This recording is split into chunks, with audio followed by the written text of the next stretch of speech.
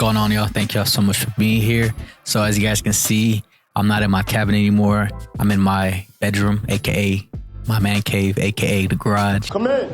He lives in a garage? So as you guys can see here on the screen, the horrors of foot binding. If you guys don't know what that is, it's a very crazy, I don't want to call it crazy, it's kind of disrespectful, but it's a traditional practice, I believe in China and parts of Asia, where women had to wear the most tiniest of shoes to be considered pretty, because having big feet during that time, and I think even till this day, they still practice it, it's not considered beautiful. That's crazy. For Pisha and a dwindling number of elderly women just like her, this practice was forced upon them at a young age, but they were unlucky enough that in their lifetime, the trend finally reached its end, making it so that the small feet these women had sacrificed so much to gain. Just look, bro. I don't know if you can see, I think her feet right here, like you can tell that shit is so tight. Like, look at this small ass little narrow little positioning of the foot. Like, bro, like your toes need to be spread out, and that shit's crazy, bro. That shit crazy. Like, I can only imagine how painful it is to walk. Like, I'll just be sitting on the couch, bro. Like, made them subject to heartless public ridicule. The 94-year-old's feet are badly deformed. What's up, Iwu crew? It's the Raven, back to share more shocking, interesting, or strange, but very... Bro, that shit crazy, bro. The toes are not supposed to do that. And I've seen like a lot of, I don't know if it's true, but like, I think it's true, but your toes have to be spread out the way it's supposed to be spread out, because the way that it connects to the floor, like you literally get energy from the ground. That's why there's a whole term called earthing, where people walk barefoot on the grass, because there is like some type of kinetic energy that comes from the ground to your feet. Smell my feet, give me something good to eat. Just crazy. And most often these women who have to wear these shoes would have to dance with them, you know? It's like, bruh, that shit is crazy. Like, just look at that. Very true historical facts that you probably didn't learn in history class. Before we get started, I must warn you that this piece of history is disturbing. The exact origin of foot binding is actually a bit of a legend. It's said to have started in the 10th century and was inspired by one woman alone. A court dancer named Yao Nyang had apparently tightly bound her feet in order to represent the shape of a new moon. Bro, imagine how many people hate her. What? Just imagine she's the one that caused so many women to like have disfigured ass toes.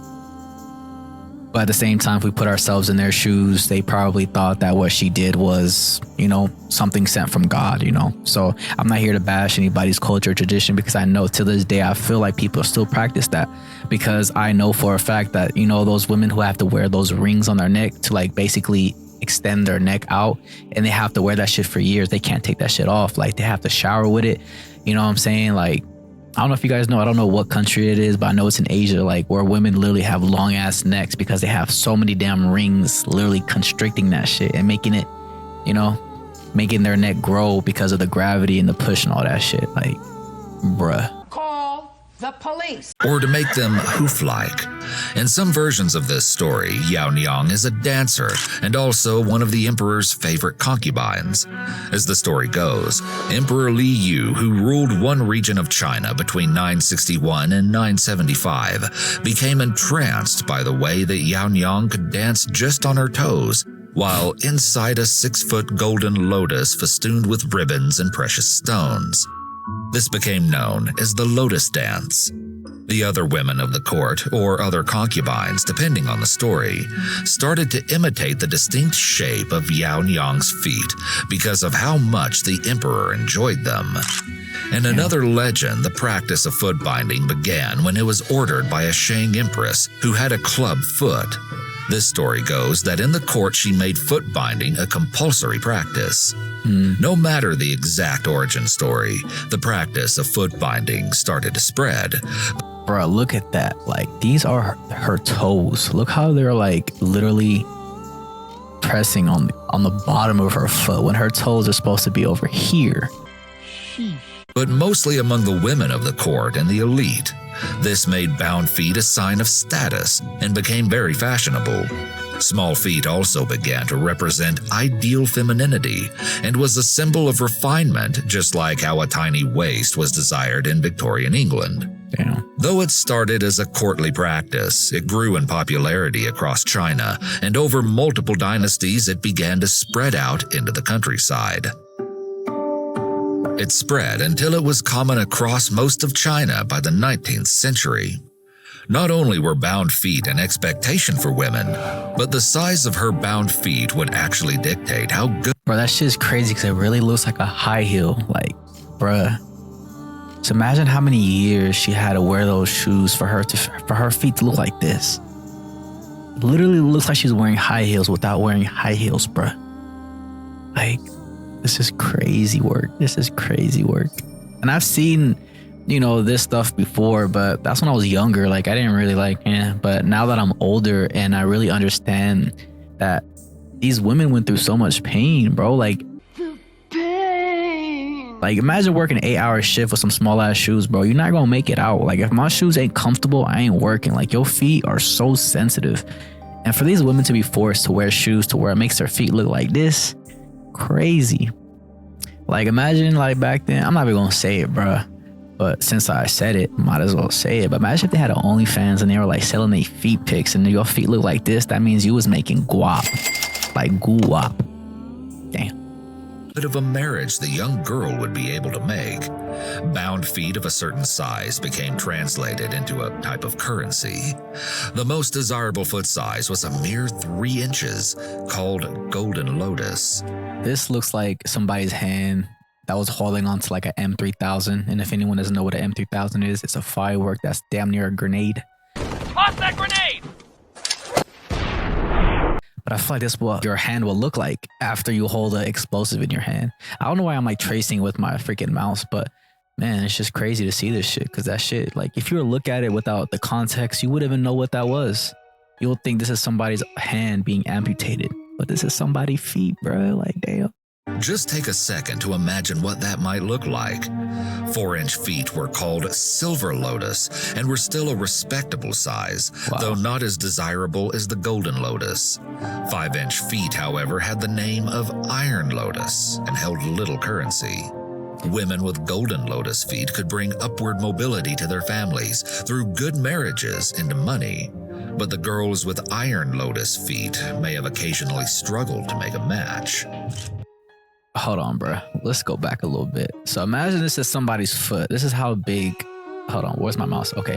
So this is the size maybe of an average woman in China during that time.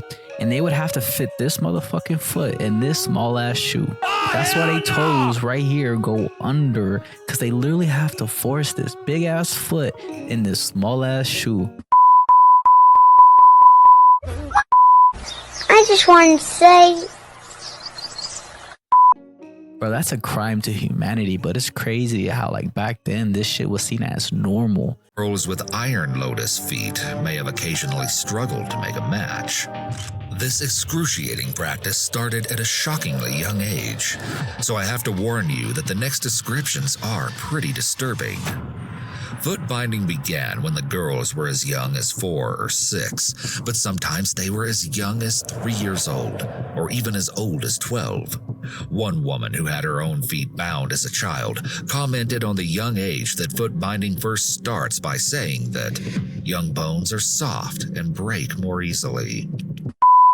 As well, if the binding took place too late, the girl's feet would have already grown too large to fit the ideal Golden Lotus. The ritual of footbinding was also seen as a rite of passage for young girls and was believed to be a symbol of their willingness to obey the men in their lives, usually their father and then later their husbands. The main reason that footbinding didn't start even earlier was because very young girls couldn't actually deal with the pain that came with binding. Her daughter talked us through the binding process of breaking each toe, apart from the big toe, and wrapping them tightly under the sole of the foot to create a single point. It has caused her mother a lifetime of pain. Hell no. Hell no. Like, we think this is crazy. Imagine back then during like the, I don't know what dynasty it was, but in China, like the emperor cut off every single man's testicles. Yes, testicles. Like, it was said that the emperor was the only one that was able to, like, you know, reproduce with the women, because that was how he was able to keep, you know, the lineage going with, you know, your blood, because they felt like if men that weren't part of their family were having kids, they can be overthrown because they're not blood. So literally this emperor would cut off all the testicles of every single person that lived in his empire to make sure that they can have kids. In ancient times in China, male servants for the royal family were castrated. This practice continued for thousands of years. To maintain the royal bloodline's purity, the imperial power established a brutal system for selecting male servants. After entering the palace, male servant had to undergo castration to become eunuchs. Most of these boys underwent the pain of castration at the age of 7 or 8. Some were completely emasculated, while others had only their testicles removed. Upon becoming eunuchs, their lives were reset. Initially, they started to work menial tasks, such as cleaning latrines, enduring endless hardship. Then some eunuchs gradually climbed the ranks to serve royal family members, had a better life. However, promotion did not bring them true happiness. Lacking the hormonal support, they often suffered from various diseases, leading to short and fragile lives. More seriously, the complex palace intrigues constantly threatened their lives. A single misstep could make them victims of power struggles. This group of special servants epitomizes the tragedy of an era.